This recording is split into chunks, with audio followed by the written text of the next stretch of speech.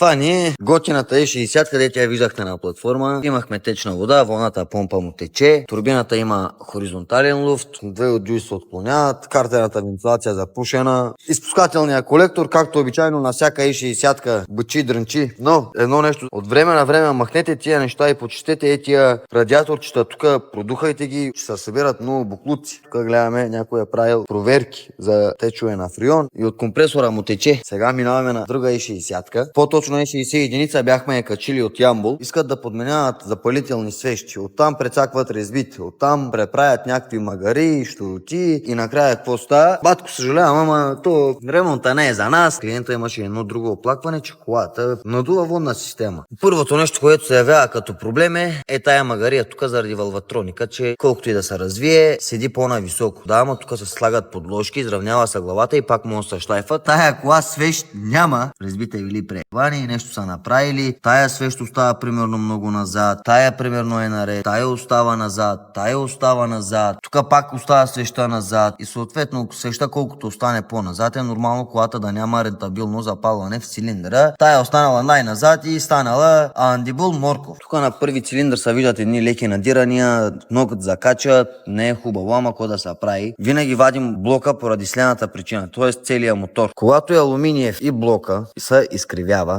той и чукана се изкривява, не че не се изкривява, ама малко по-сложно. Взимаме един инструмент, това може да си го поручите някой колега, ваш стругар да ви го изработи. Слага се от този ъгъл на цилиндровата глава до тук. Ние си го премерихме, тук имаме потънало надолу, тук имаме потънало надолу, тук имаме потънало надолу, тук имаме потънало надолу и тук имаме потънало надолу. Ние ако бяхме му намерили нова глава и бяхме му сглобили мотора, без да вадим блока или без да челосаме блока, първите 6-700 км колата щеше да кара, след 6-700 км, ако я карат с повече настъпване, може и толкова да не издържи, щеше да надува водната система и да изхвърля водата. Особено при N моторите до сега нямам нито един случай да се вади глава и блока да си е рентабилен за сглобяване. Винаги челосвате блок. В противен случай карате 5-600 км и вашите пари дадени за вашия автомобил тотално отиват за казиното. Аз на всеки един мой клиент им казвам, има неща, където трябва да се направят по дисциплиниран ред. Ако не се направи така и взимаш парите на клиента, това означава, че ти сякаш си го накарал да играе казино. Риск печели, риск губи. Я ще стане филма, я няма да стане филма и накрая какво става? Клиента плаща. Да, ама ако клиента каква вина има. Или пък както в случая, аз можеше да му мана само цилиндровата глава и после да кажа, батко, колата